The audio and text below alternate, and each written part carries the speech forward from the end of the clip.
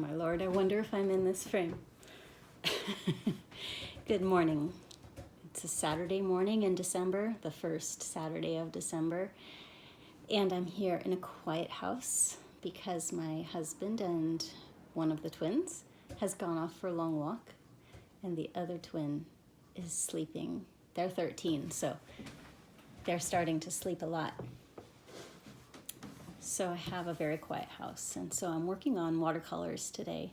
In particular, I'm starting with this one that I've been working on for just a couple of days now. It is a moving towards abstract kind of a watercolor. I want to express more of the feeling in my paintings than the literal. This is a departure for me in my work, in my body of work, because most of my body of work is as an architect.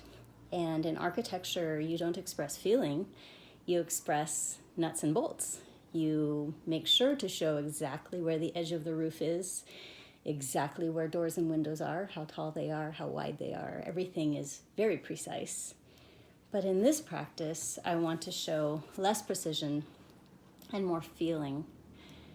So I thought I'd take a minute today just to talk about the process I'm going about for this painting, mostly to document it for myself, because I feel like I may grow into other processes as we move along, and if I document what I'm doing now, maybe I'll pick up pieces of it for later.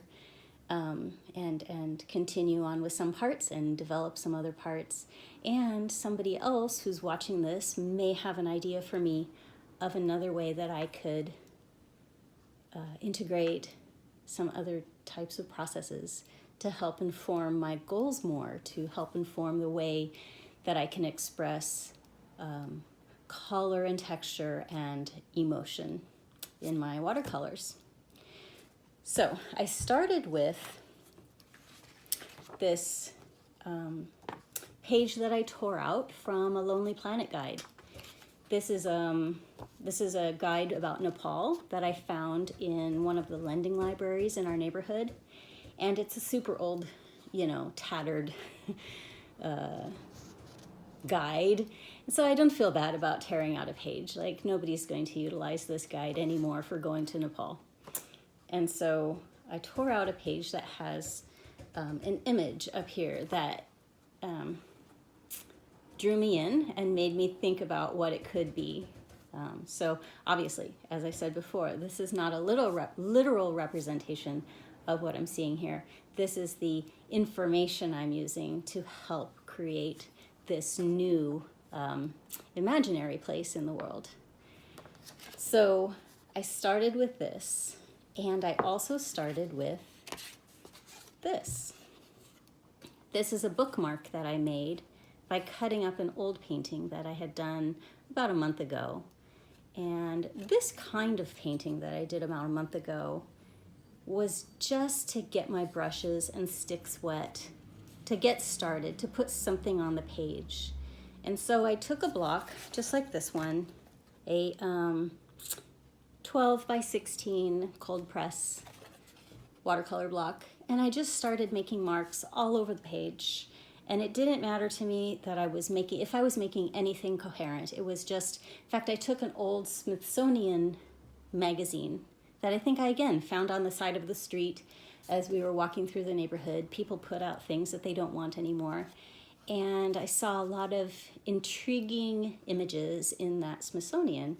So I just started drawing them and painting whatever, and not trying to be super representational, but just trying to get things down on the page.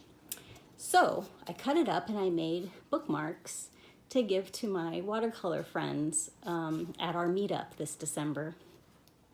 But then I pulled this one out and I thought, I want to use the techniques that are shown in this bookmark in this new painting.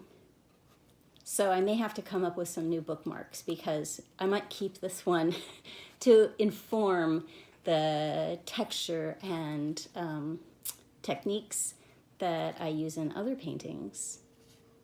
So between this bookmark and this page of the watercolor of the Lonely Planet guide, that's what I'm using to start this painting. Yeah. All right, that's it for now. Thanks for watching, and I will hopefully film again tomorrow or maybe next weekend with progress reports. Okay.